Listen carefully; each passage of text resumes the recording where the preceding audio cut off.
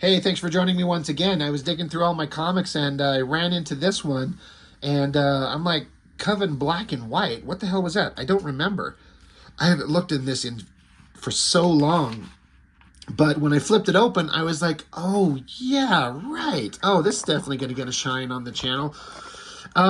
First off, Coven, awesome comics. This is that era when Liefeld left Image and formed his own studio. And for a minute, he was publishing some books, anything he wasn't doing, by a bunch of other artists and writers. And they seemed like they were doing really well, some really high quality stuff. And Ian Churchill had this Coven comic. And when I picked it up from first issue, and as far as I know, I collected every one that they had made, and I really liked it. It had all the kind of stereotypical Image comics, like Extreme Studios, Awesome Studios, artistic kind of 90s era nonsense, like super, super sexy babes and big monstrous guys and flashy art. But Ian Churchill brought something to it that I felt like was really good and really interesting, and I thought the story was actually really good. Now, I mentioned all of that to only then say I'm not going to talk to you about the story of the comic here. We're going to get into it when I actually start showing the actual issues of Coven itself. But what this is, paying no mind to the cover with just these like basic gray tones, is it's just a reproduction of a portion of one of the books. I can't remember, but it's just Ian Churchill's pencils.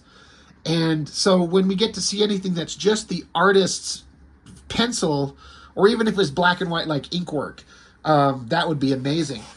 Ian Churchill is one of those guys that I don't remember anymore where I first encountered his work. The earliest I can remember in my mind is he did some work with Rob Liefeld on the Heroes Reborn stuff.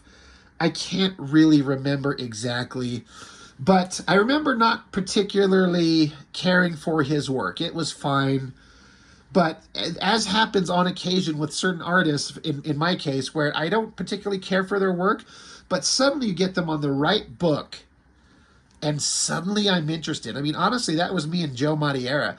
I appreciated his work on X-Men, but I didn't collect it for his artwork. But the instant he jumped over and did Battle Chasers, I'm there for that. And I think it's the greatest thing he's ever done. So, kind of in the same way, Churchill, didn't really care for him. But on this Coven book, written by Jeff Loeb, so I don't know if it's like they both created and owned it. I'm sure I could do a quick Google search if I was to try to actually be a good YouTube host, but I'm not going to do that right now. But I liked the story. I actually was really kind of invested in it. It read a lot more coherently and was more structured and better written than anything else almost outside of Alan Moore that came out of the Extreme Studios Awesome Comics era. But again, forgetting the story, we'll get into that later. We're just here to look at Ian Churchill's work, and I am just stunned at the amount of detail and mileage he gets out of his pencils. So you've got this main character. I'm trying to remember this girl, Sasha Cullen, I think it is. Of course, that's funny. Spellcaster. That's her like superhero name. She's basically like this young hot witch. These are the main characters. I'm trying to remember their fucking names. It'll say it here in the book. Basically, the concept was a bunch of like magical, magic-related type characters. You've got a priest possessed by a demon, a witch, a vampire. I can't remember what his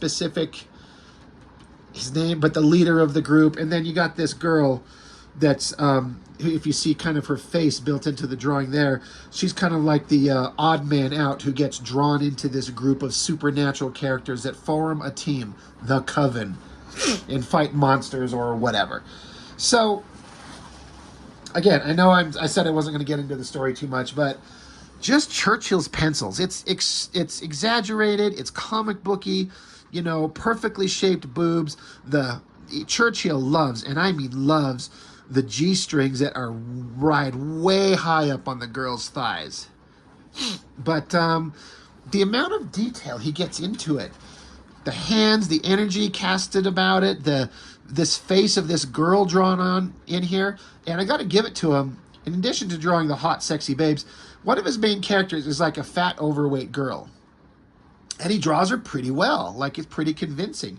So just looking at the pencil work there, just so much detail work going into all this water. I mean, like, you don't really have to do that. You know, the coloring can kind of sell a lot of that, but Churchill, man, he's going for it. And then his cityscapes. Looking at this one here, I mean, it looks like basic one-point perspective, but all the details are there, like the rafters and the railings on the side of buildings, the sidewalks and the people and the trees and the trash cans and the details and all the buildings and the smoke and the moon in the background. Like, it's all there. And he just continues all this great background work. His clothing details are all believable. His use of shadows. I mean, it looks like an intensive page of work for an inker. And I don't know who was his inker on this book, because, again, I haven't bothered to look it up previous to this. But whoever was the lucky son of a bitch that got to do this, I mean, he had to put in a lot of work. So, yeah, hey, you know, you can see just this is just a guy putting in, like, throwing everything into his artwork here.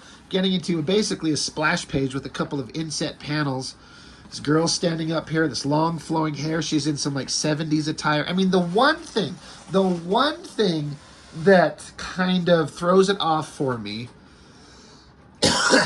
excuse me, is just, and I know I bring this up too much. This is probably stupid, but it's little things like this that kind of stand things out. The way her boobs are drawn. This, like, super tight, perfect little round softballs. It's just too fake looking. For all the rest of the anatomical detail, the little bead things around her waist, the details on her jeans, the shoes, everything's really good. Her hair, the giant moon in the background, of course. It's just the way that the breasts are drawn that are so unbelievably fake looking. It's just a little much. Like, there's another version of it there.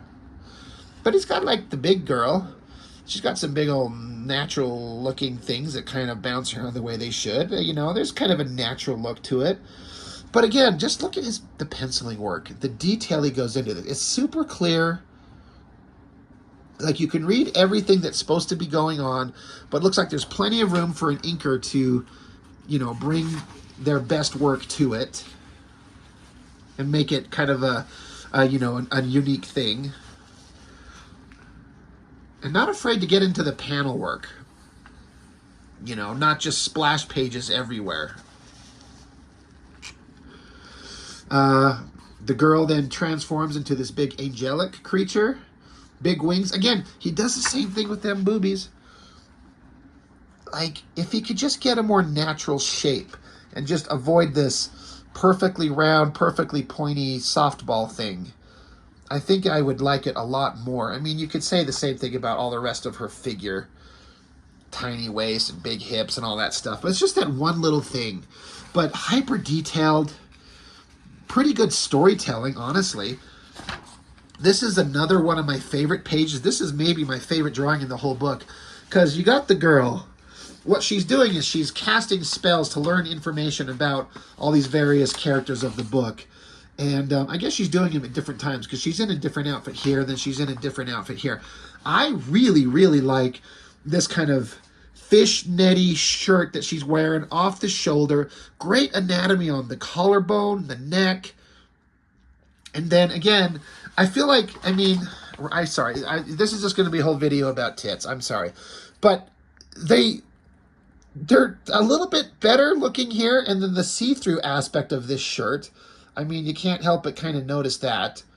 But I like that he's throwing in all that cross-hatching to give it a nice gray kind of mesh look. And then again, look at the details of the necklace around her.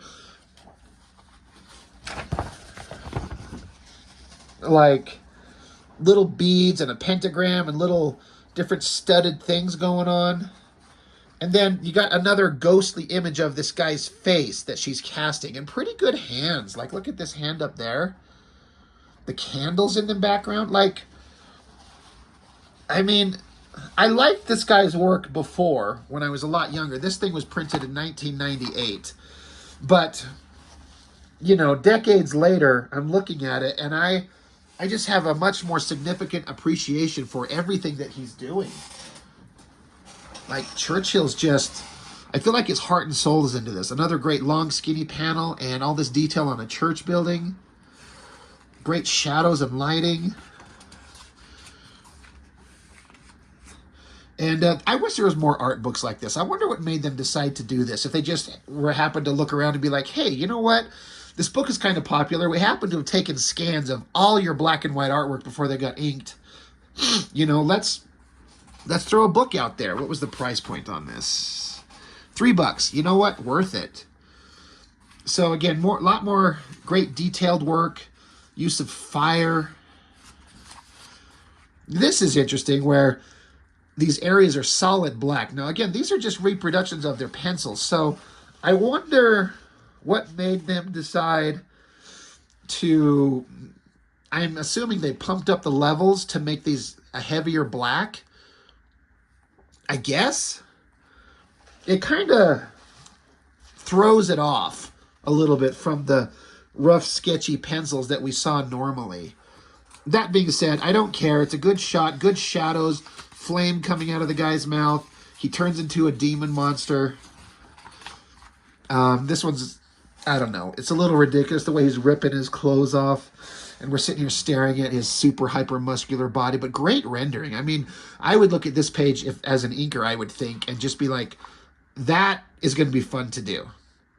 Lots of room to do awesome stuff. And then again, one more kind of end page or beginning page of a short chapter where the same character, big close-up side view of her face. Eyes, nose, mouth are fantastic. And this image of this character, Phantom, this kind of ghostly image, like this penciling on her hand up front here.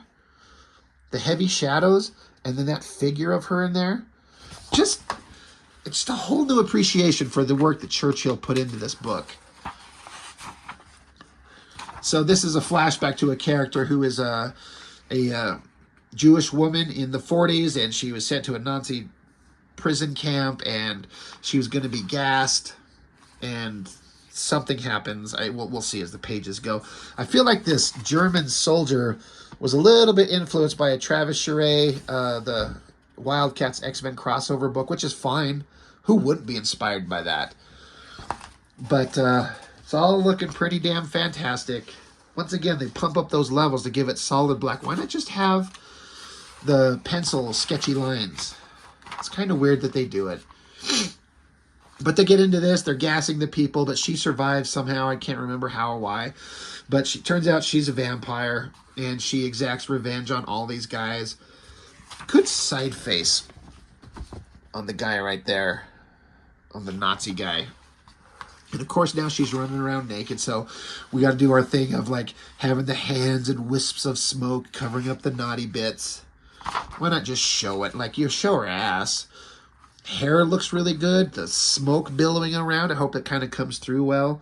Angry faces. Great hair again. Expressiveness on the eyes. Yeah. And then another big end splash page. Black Mass is the name of the guy. Right. The guy who's here. He's the leader of this group. Big, thick, strong guy. So, and that's kind of, again, I can't remember what or how these things were printed in the books originally, but that they took them and decided to, you know, reproduce the pencil work from Ian Churchill and make a little book like this. I don't know, I feel like there's kind of a much smaller audience for this type of stuff than normal, but those of us that love this type of stuff are just really into it, I think. Getting to see the penciler's work just raw, fantastic. Love these hands, and then again, these ghostly images in the background. Good stuff. Another thing from Rob Liefeld talking about how awesome comics is and all the people that are working for him and how they're just incredible, amazing things. And then his studio would fold up soon enough. So anyway, I mean, just a quick video because I'm not going to talk about the story too much. But this was one of those little gems that I remember finding. And I'm just like, I've got to have it. Reproductions of the penciler's work. And then again, it just becomes great content for the channel years later. So, yeah, that's it. Whoops, smacking my book around. Just a bunch of pencil work from Ian Churchill. I'm not sure what he's doing anymore. I know that he drastically changed his art style in years to come. Oh my God, excuse me. I am so sorry. But his style changed. This super hyper detailed crisscrossing, crosshatchy stuff. I feel like he just kind of abandoned it and moved on to something else. And I found it less interesting. So, I don't know. I guess that's it. That's all I've got for now. So, thanks for watching. I appreciate it. And I will talk to you next time.